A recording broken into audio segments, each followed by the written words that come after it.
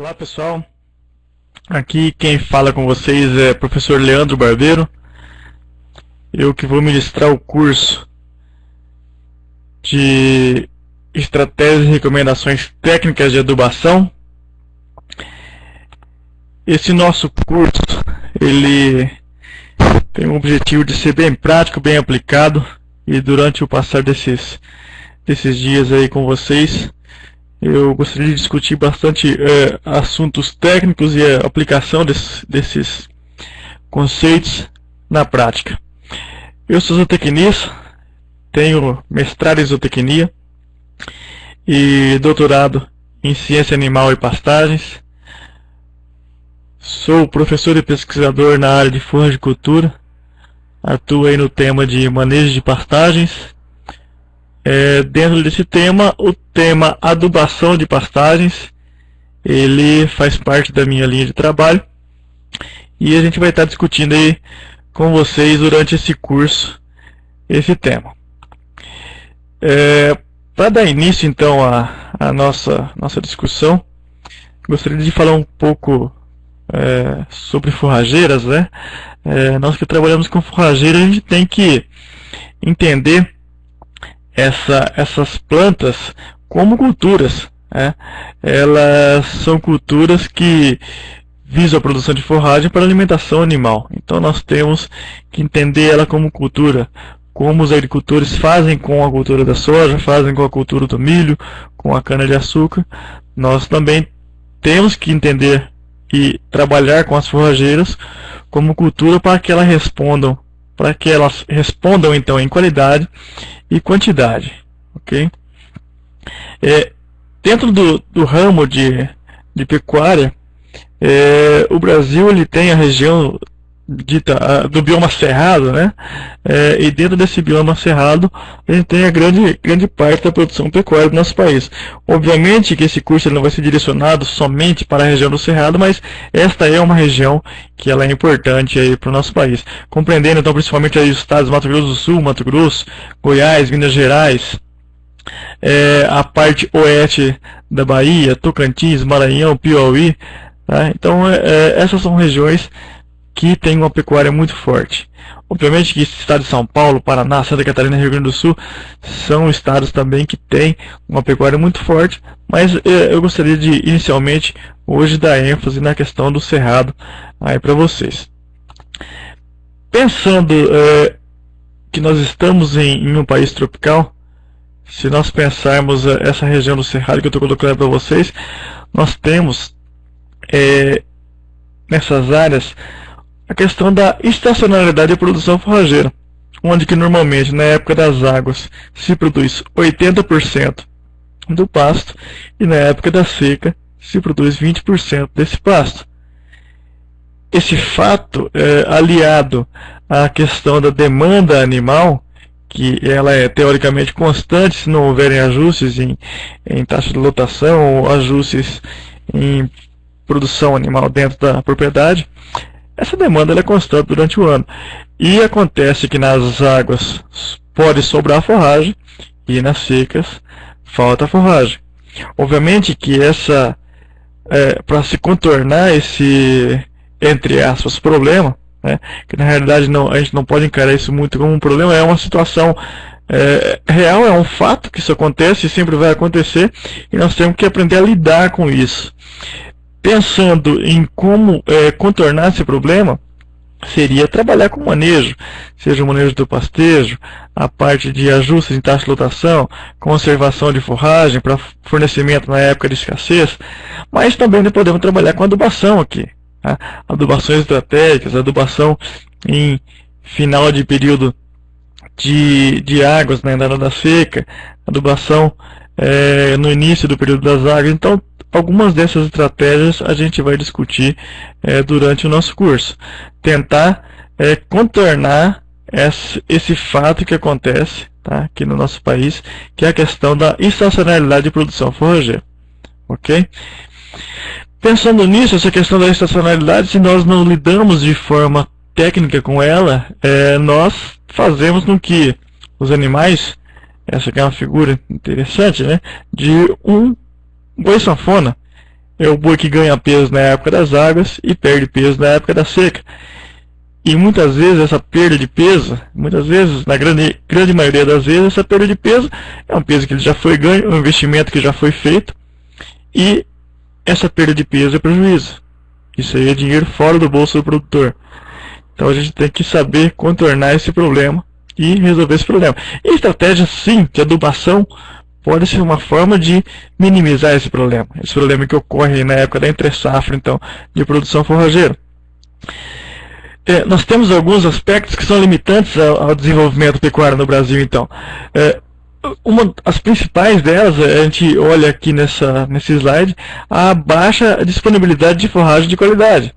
Muitas vezes não há ajustes em taxa de lotação, ajustes em quantidade de forragem, de acordo com a quantidade de animal, então baixa massa de forragem e essa forragem com baixa qualidade. Aliada ao fato de alta taxa de lotação, vem a falta de reposição de nutrientes. Se existe uma extração de nutrientes no sistema, obviamente que esse nutriente, de alguma forma, ele deve ser reposto. Dentro do nosso curso, essa forma de repor nutrientes é a adubação. Essa é a ideia nossa. A questão do baixo emprego de tecnologia. Quando nós falamos em tecnologia no ramo da pecuária, pensando em, primeiramente, essa reposição de nutrientes, ela pode ser sim uma forma de emprego de tecnologia. E, por fim, a questão do amadorismo na gestão da empresa pecuária. Esse fato de não encarar uma propriedade pecuária como uma empresa, isso tem feito com que muitos pecuaristas, eles, com o passar do tempo, eles vêm perdendo rentabilidade e muitas vezes saindo do sistema, procurando algumas outras atividades.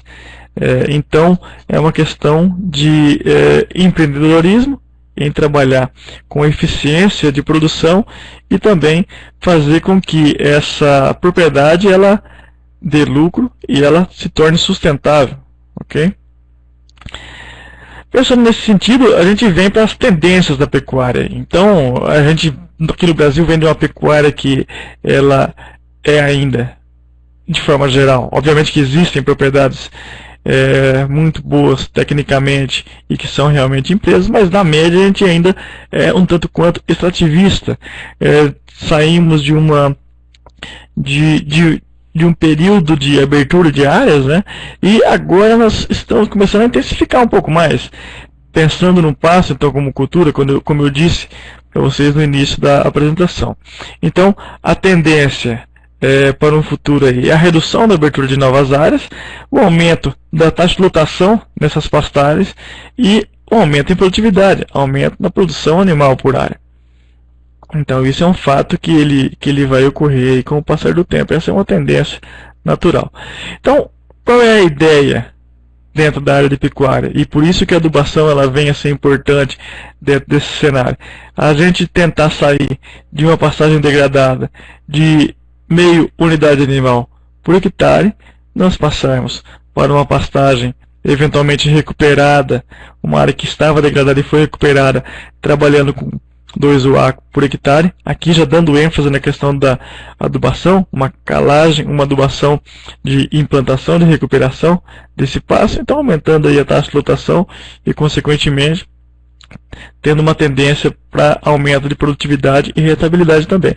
A gente pode entrar numa pastagem recuperada e essa pastagem, sendo ela adubada, adubação de manutenção, de produção, e aumentando bastante a taxa de lotação. Obviamente que esses números aqui não são números engessados, não são números fixos, são números que eu quero colocar para vocês. Qual é o salto que nós podemos ter utilizando a adubação, a reposição de nutrientes.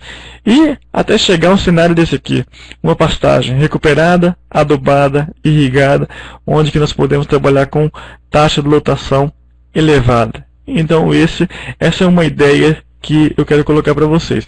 Obviamente que aqui eu não é o meu intuito de colocar no curso que a salvação para a pecuária nacional é intensificar, trabalhar como esse exemplo que eu estou colocando para vocês aqui, com irrigação, com adubação pesada, com 10 UA por hectare. Não, a ideia é que nós temos de alguma forma que melhorar o que nós temos em termos produtivos no Brasil. E a forma de melhorar, muitas vezes não é simplesmente uma irrigação, simplesmente uma adubação. Existem outras estratégias de manejo. A estratégia de manejo que eu vou colocar no curso para vocês, que é o manejo da adubação, ela é uma delas. Uma das estratégias que nós vamos aumentar, então, essa produtividade. Então nós temos aí alguns módulos.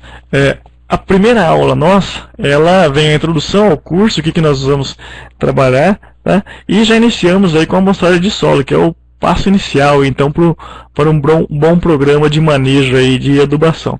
Depois disso, nós entramos na aula 2 com interpretação de análise de solo, amostragem de plantas e níveis tóxicos de nutrientes. Então, essa segunda aula aí já é mais para a parte da análise pronta, como que nós interpretamos essa análise. Depois disso, a gente já entra de forma mais aplicada, a recomendação de calagem, recomendação de gestagem e então a adubação fosfatada. A nossa aula número 4, nós iremos tratar sobre recomendações de adubação com nitrogênio, com potássio, enxofre e micronutrientes. E por fim, eu elaborei uma planilha de Excel, que essa planilha ela faz o cálculo de adubação.